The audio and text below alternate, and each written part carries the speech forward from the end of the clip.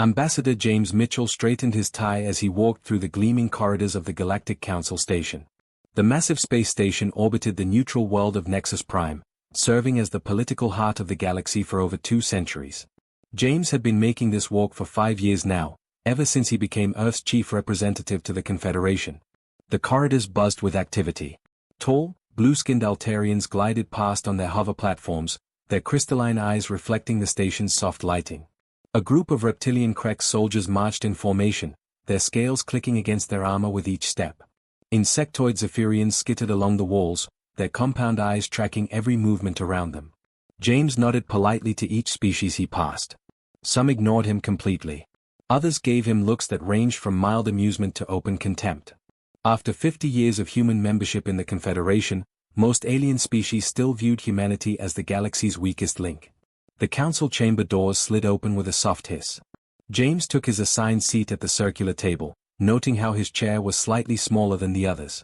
The Confederation's way of reminding everyone of humanity's junior status. General Thrak, the Krek's military representative, was already speaking when James arrived. The 7-foot-tall reptilian's voice boomed through the chamber's translation system. The mining quotas for Sector 7 must increase by 30%, Thrak declared, his yellow eyes scanning the assembled delegates. The war effort against the Outer Rim pirates requires more raw materials. James cleared his throat softly. With respect, General, 30% of those mining operations are on human-colonized worlds. Our environmental protection agreements clearly state that. Thrak's laugh cut him off. It was a harsh, barking sound that made several other delegates chuckle along. Environmental protection? Ambassador Mitchell, your species has been in space for barely a century. You still think in terms of single planets rather than galactic needs. The Zephyrian hive speaker, a creature that looked like a cross between a praying mantis and a spider, clicked its mandibles in what James had learned was their version of agreement. The hive concurs. Human concerns are limited in scope. Lady Vex, the elegant Altarian delegate, added her voice to the chorus.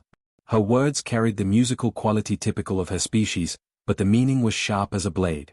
Perhaps humanity would benefit from focusing less on individual worlds and more on their contribution to Confederation prosperity. James felt his jaw tighten, but his expression remained calm and diplomatic. This was exactly the kind of dismissive treatment that had become routine in these meetings.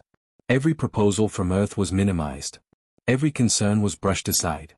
Every request for fair treatment was met with condescending lectures about the greater good of the galaxy. I understand the Confederation's position, James replied carefully. However, the colonies in question provide homes for over 12 million human civilians.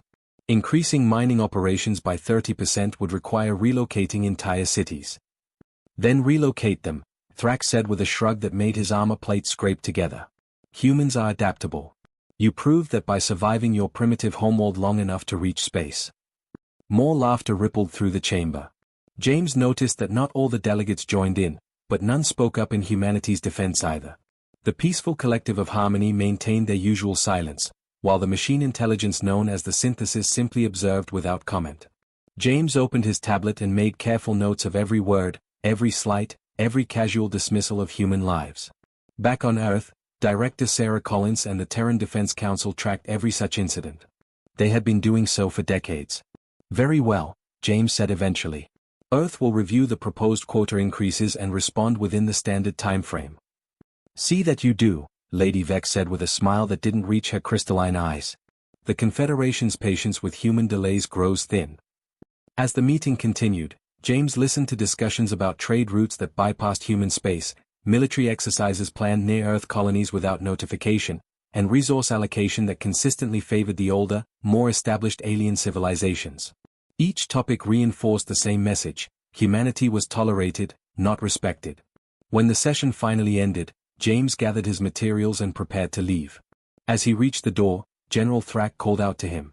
Ambassador Mitchell, a word of advice, the Krek's general said, his voice carrying just loud enough for the other delegates to hear.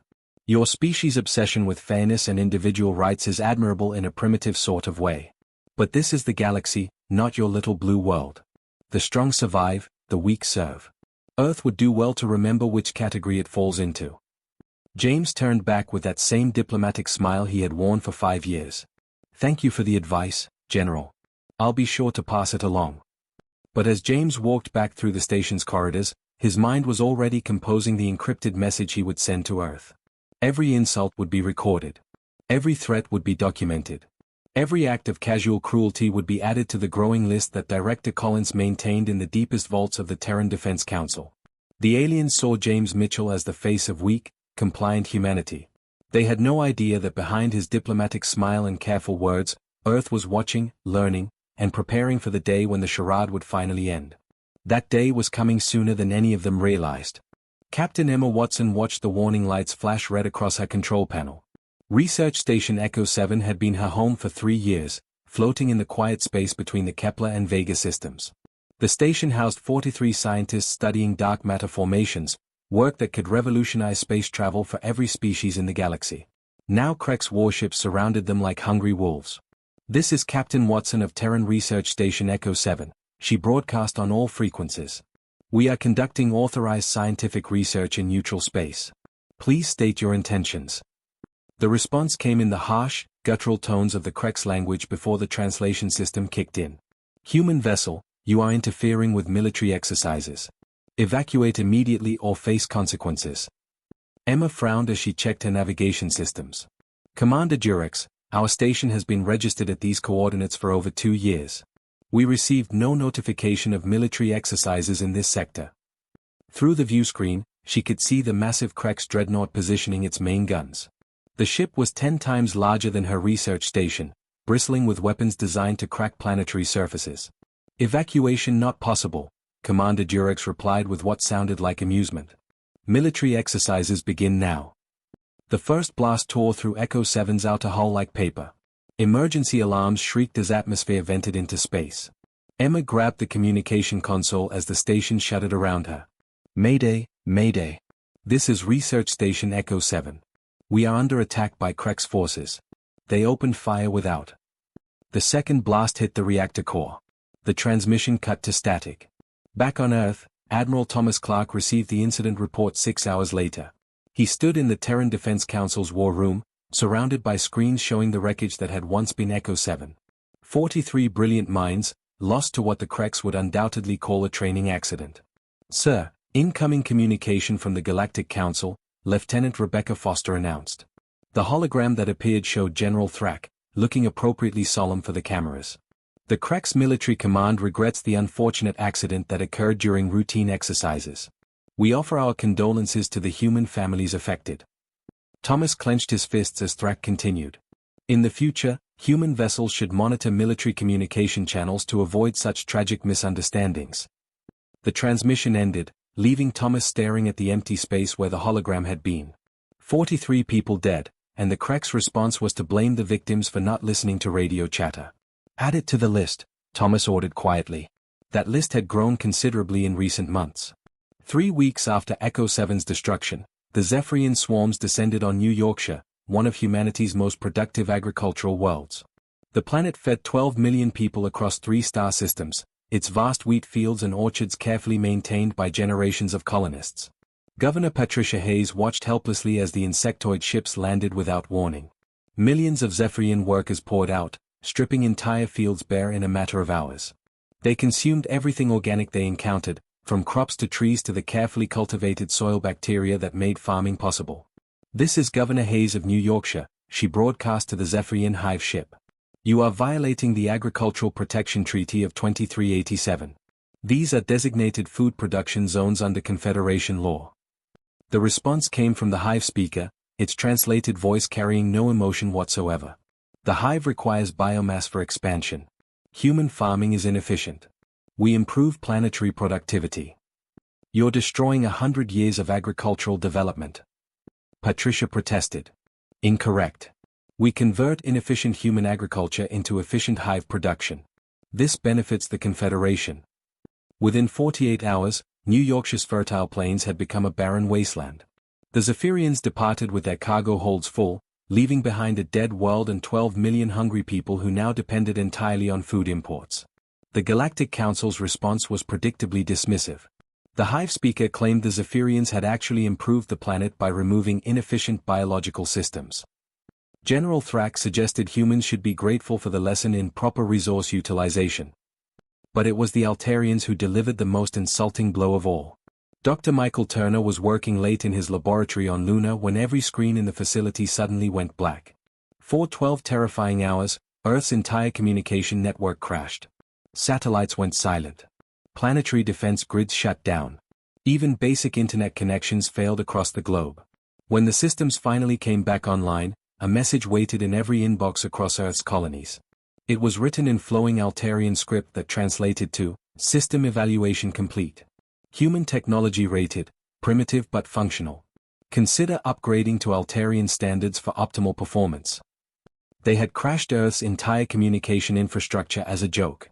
A demonstration of their technological superiority that left billions of people cut off from each other and vulnerable to any attack that might have come during those dark hours. Ambassador James Mitchell filed the usual protests. He sat in the council chamber and delivered carefully worded speeches about sovereignty and respect for treaty obligations. The alien delegates listened with barely concealed boredom before offering their standard responses about misunderstandings and the greater good. Meanwhile, deep beneath Luna's surface, construction crews worked around the clock on projects that officially didn't exist. In the asteroid fields beyond Mars, automated factories assembled components for ships that no alien spy would ever detect. Earth's colonies in the outer systems quietly expanded their defensive capabilities while maintaining the appearance of helpless civilian settlements. Each provocation was carefully catalogued. Every casualty was counted. Every insult was recorded and analyzed. The aliens thought they were dealing with weak, compliant humans who would endure any abuse rather than fight back. They had no idea how wrong they were. Governor Jessica Morgan stood on the observation deck of New Geneva's orbital station, watching her world burn below. The planet that had been home to 2 million souls now looked like a broken jewel, its surface scarred with glowing craters where cities used to stand. The attack had begun at dawn, local time. Jessica had been in her office reviewing agricultural reports when the first explosions lit up the horizon. From her window in the capital city of Haven, she could see the Krex fleet in orbit, their massive ships blotting out the morning sun. "This is a military exercise," General Thrax's voice had boomed across every communication channel on the planet. "All civilian populations will remain in designated areas. Do not interfere with training operations." Training operations. That's what they called it when the first orbital bombardment turned the outer districts of Haven into smoking rubble. Training operations when plasma beams carved through the residential towers where families were still eating breakfast. Training operations when the shockwaves shattered windows 50 kilometers away and sent children screaming into the streets. Jessica had tried to organize evacuations, but there was nowhere to run. The Krex had positioned their ships to cover every major population center on the planet. When civilian transports tried to launch, they were either turned back by fighter patrols or simply vaporized for entering restricted airspace during active exercises. She managed to get perhaps 50,000 people off-world in the first few hours, cramming evacuation ships beyond capacity and sending them to nearby colonies. But New Geneva had over 2 million inhabitants scattered across 6 continents. There simply weren't enough ships, and there wasn't enough time. The bombardment continued for 18 hours. Jessica spent that time in the emergency bunker beneath Haven, coordinating rescue efforts and watching her world die on the security monitors. Entire cities disappeared in balls of superheated plasma. The ocean around Port Meridian boiled when a Krex dreadnought tested its new thermal weapons on the coastal settlements. By the time the exercise ended, New Geneva was a graveyard. The final casualty count would reach 200,000 dead, with another 500,000 injured and millions more left homeless. The planet's infrastructure was completely destroyed. Its atmosphere was poisoned with radiation that would take decades to clean. When the Krex fleet finally departed, Jessica emerged from the bunker to find Haven reduced to twisted metal and ash. She stood in what had been the city's central park, where her daughter used to play on the swings, and made her final transmission to Earth. "This is Governor Jessica Morgan reporting from New Geneva," she said, her voice steady despite the tears streaming down her face. "Confirmed casualties are now at 200,000, with numbers still rising. The planet's infrastructure is gone. This wasn't an exercise. This was murder." The images she transmitted showed the true extent of the devastation. Schools reduced to rubble. Hospitals collapsed with patients still inside. Farms turned into radioactive wastelands that would never grow crops again. Children's toys scattered among the wreckage of homes that would never shelter families again.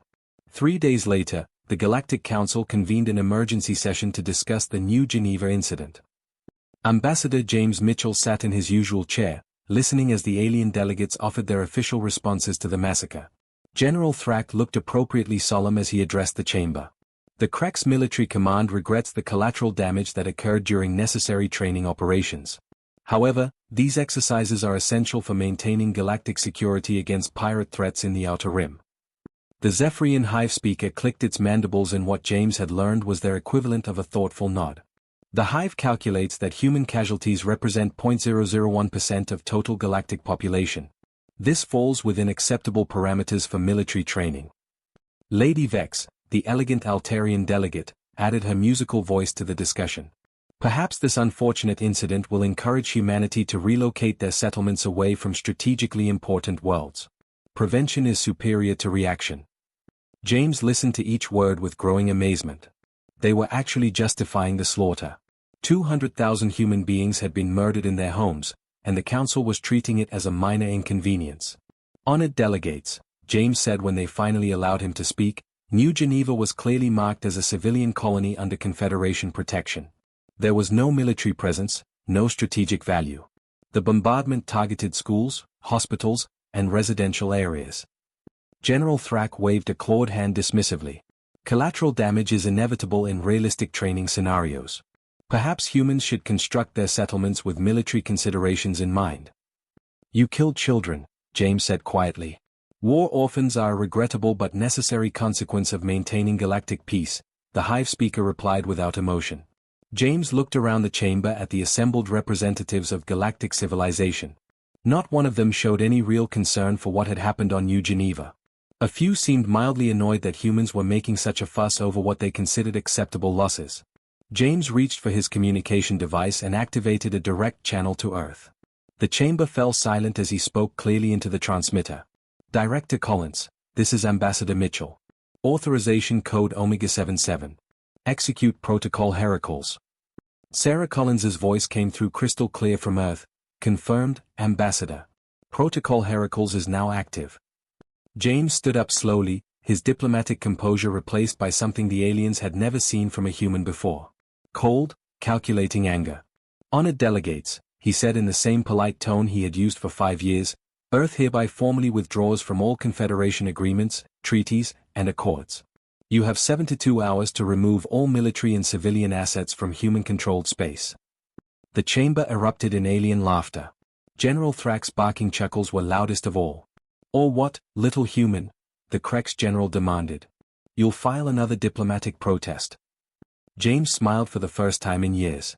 It was not a pleasant expression. No, General, he replied calmly. We'll stop pretending to be civilized. Admiral Henry Morrison stood on the bridge of the TDS Retribution, watching empty space through the main view screen. For 3 years, his fleet had hidden in the asteroid belt between Mars and Jupiter, their ships disguised as mining platforms and research stations. To any alien spy who bothered to look, they appeared to be nothing more than civilian operations extracting resources from dead rocks. The disguise had been perfect. Too perfect for the aliens to notice what was really happening. All ships report ready status, Admiral, Communications Officer Lisa Park announced from her station. Henry nodded grimly. Around him, the bridge crew prepared for an operation that had been planned down to the smallest detail. Every person on every ship knew exactly what they had to do. They had been rehearsing this moment for years.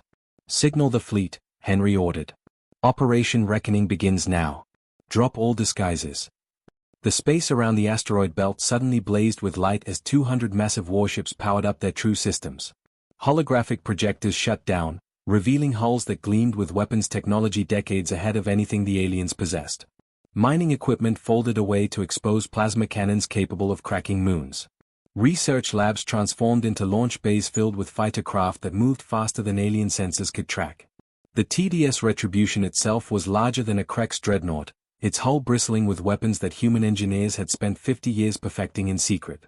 Around it, sister ships emerged from their hiding places like awakening giants. Jump coordinates locked in, Navigation Officer Robert Chen reported. All ships ready for simultaneous translation. Execute, Henry commanded. Across the galaxy, similar scenes played out as human fleets revealed themselves around every major alien world. The technology that made it possible had been developed in hidden laboratories while alien delegates laughed at human weakness. While the Confederation dismissed Earth's scientific capabilities, human physicists had solved problems that alien scientists thought impossible. Admiral Patricia White materialized in orbit around the Krex homeworld with 50 battleships that made the planet's defense fleet look like children's toys. The reptilian world of Krexia had never seen such massive ships, their hulls gleaming with energy shields that bent light itself. "This is Admiral White of the Terran Defense Force," she broadcast to the panicking Krex government. "By order of Earth's Terran Council, you are hereby charged with genocide against human civilian populations. Surrender your military forces immediately." On the planet's surface, General Thrax stared at the displays in his command center with growing horror. His own fleet of 30 dreadnoughts looked pathetic compared to the human vessels surrounding his world. Weapons that should have been impossible were tracking his ships with casual precision. "How?" he whispered. "Human technology is primitive. We've seen their ships. They're decades behind our capabilities." His aide, a younger Krex officer named Commander Rex, pointed at the tactical display with a shaking claw. "Sir, their smallest ship is reading energy outputs higher than our planetary defense grid. Their weapons are charging with power levels that should require entire star systems to generate." Meanwhile, Admiral Catherine Blake led her fleet to the Zephyrian home cluster, where billions of insectoid drones swarmed across dozens of hive worlds. The creatures that had consumed New Yorkshire's crops now found themselves trapped as human ships established blockades around every planet in their system. The Zephyrian hive mind tried to coordinate a defense, but their ships simply couldn't compete. Human electronic warfare systems jammed their communications, turning their greatest advantage, perfect coordination, into chaos. Drones that had moved as one suddenly found themselves cut off from the hive, unable to function without constant guidance. "Zephyrian hive mind," Admiral Blake announced, "you have committed acts of destruction against human agricultural worlds, leaving millions to starve. Your expansion ends today." But it was the assault on Altarian Prime that truly demonstrated humanity's technological superiority. The crystalline beings had always considered themselves the galaxy's premier scientists and engineers. Their cities floated in perfect geometric formations, protected by energy shields that had never been breached in 1,000 years of warfare. General Victoria Shaw watched from her flagship as those impossible shields collapsed under human weapons fire. The Altarians' most advanced warships, vessels that could manipulate matter at the atomic level, found themselves disabled by human electronic attacks that rewrote their computer systems in real time. "Impossible," whispered High Chancellor Zal from his crystal spire on Altarian Prime. "Their technology cannot exceed ours. We are the builders of the hyperdrive. We created quantum computation. We..." His words cut off as human marines teleported directly into his throne room, their armor shimmering with energy fields that made them nearly invulnerable. The transportation technology they used was supposed to be impossible according to every known law of physics. Back on Earth, Director Sarah Collins monitored all three operations from the Terran Defense Council's command center. 50 years of careful planning were finally paying off. While alien delegates had dismissed humanity as primitive, Earth's greatest minds had been solving problems that the galaxy's supposedly superior civilizations hadn't even known existed. "Status report on all fronts," she requested. General Robert Hayes consulted his displays, his expression showing satisfaction for the first time in years. Krex fleet completely neutralized. Zephyrian communications jammed, their swarm coordination broken. Altarian defenses down across all home systems. Total human casualties across all operations, 0. Sarah allowed herself a small smile as she activated the Galactic Communication Array. It was time to send a message to every alien government in the Confederation. "Attention all member species," she broadcast across the galaxy. "For 50 years, you have dismissed humanity as weak and primitive. You have murdered our civilians, destroyed our worlds, and treated us as servants. You wanted to see what humans are capable of when we stop being diplomatic. Now you know." The galaxy's former masters were about to learn that humanity's greatest weapon had never been their technology. It had been their patience. Chancellor David Barnes walked into the Great Assembly Hall on Nexus Prime, the same station where Ambassador James Mitchell had endured years of alien mockery. But everything was different now. The curved chamber that had once hosted the Galactic Confederation now served as the seat of human authority over the galaxy. Where alien delegates had once sat in comfortable chairs, looking down at humanity's representative, the former masters of the galaxy now knelt on the cold floor. General Thrak, his reptilian scales dulled with defeat, kept his yellow eyes fixed on the ground. The Zephyrian hive speaker's compound eyes twitched nervously, its usual confident clicking replaced by fearful silence. Lady Vex, once elegant in her crystalline beauty, now appeared fractured and dim, her musical voice reduced to whispers. Behind David stood the admirals and generals who had shattered alien power across the galaxy. Admiral Patricia White, hero of the Krex campaign. Admiral Victoria Shaw, who had humbled the technologically superior Altarians. General Robert Hayes, architect of humanity's hidden military buildup. Each wore the simple blue uniforms of the Terran Defense Force, a stark contrast to the elaborate regalia the aliens had once displayed. "Please," General Thrak whispered, his voice barely audible through the translation system. "Mercy. We didn't understand what we were doing." David looked down at the Krex general who had laughed when human children died on New Geneva. The same creature who had dismissed 200,000 casualties as acceptable training losses. Now he begged for the same mercy he had never shown humanity. "You understood perfectly," David replied, his voice calm and steady. "Every murdered civilian. Every destroyed colony. Every act of casual cruelty. You knew exactly what you were doing, and you enjoyed it." The Zephyrian Hive speaker tried to speak, its mandibles clicking rapidly. "The Hive seeks survival. We can serve human interests. We can be useful." "Useful?" Admiral Shaw stepped forward, her expression hard. "Like you were useful when you destroyed New Yorkshire's food production and left 12 million people starving." Some of Earth's military leaders had pushed for total annihilation of the alien species. Admiral Lisa Cooper had presented detailed plans for the complete destruction of every hostile world. Her arguments had been logical and coldly practical. "They showed us no mercy when they held power," Admiral Cooper had argued in the War Council meetings. "They treated human lives as worthless. Why should we value theirs any more than they valued ours?" The temptation had been real. Humanity had the power now to erase every species that had wronged them. Earth's new weapons could crack planets and sterilize entire star systems. The technology that had remained hidden for 50 years was more than capable of genocide on a galactic scale. But David had chosen a different path. "You will live," he announced, and watched desperate relief flood the alien faces. "But under human supervision. Your military capabilities are forfeit. Your aggressive expansion ends today. You will contribute to galactic peace under human guidance, or you will be removed permanently." Dr. Catherine Holmes, the new director of interspecies relations, activated a massive holographic display that filled the chamber. It showed the true scope of human preparation over the past 50 years. Hidden colonies in distant star systems. Massive industrial complexes built inside hollow asteroids. Weapon systems that defied everything the aliens thought they knew about physics. "While you dismissed us as primitive," Catherine explained, "we were learning. Every insult taught us about your psychology. Every attack revealed your tactics. Every casualty motivated us to work harder." The display zoomed in on specific installations. Research stations that had developed faster-than-light communication decades before alien scientists thought it possible. Shipyards hidden in the empty space between galaxies, producing fleets that could appear anywhere in the universe within hours. Weapons laboratories that had solved problems the galaxy's greatest minds considered impossible. "We studied every species individually," Catherine continued. The Krex obsession with dominance through strength. The Zephyrian hive mind's weakness when communication is disrupted. The Altarian arrogance that made them underestimate supposedly inferior technology. Ambassador James Mitchell, no longer needing to play the role of weak diplomat, addressed his former tormentors directly. "For 5 years, I sat in this chamber and listened to your mockery. Every laugh, every insult, every casual dismissal of human worth was recorded and analyzed. You thought diplomacy was weakness. You were wrong." General Patricia White stepped forward to deliver humanity's final terms. "This galaxy now operates under the Terran Protection Authority. Species that accept human leadership and contribute to galactic stability will be allowed to prosper. Those that resist or attempt to return to their old ways of aggression will be eliminated."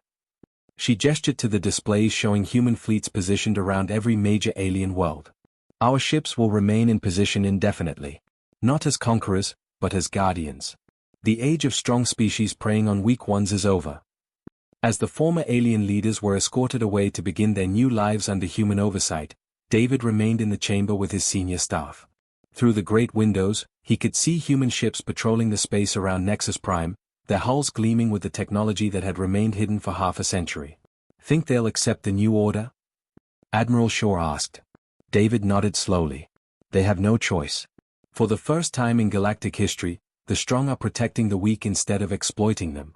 Some will resist, and will deal with them. But most will adapt." General Hayes consulted his tactical displays. Our forces report stable conditions across all formerly hostile systems. The galaxy is secure. The transformation was complete. Humanity had proven that sometimes the greatest strength lies not in showing power, but in hiding it until the perfect moment. They had endured 50 years of humiliation and abuse, learning from every defeat and preparing for inevitable victory. The stars belong to humanity now, earned through patience, sacrifice, and the wisdom to strike only when success was certain.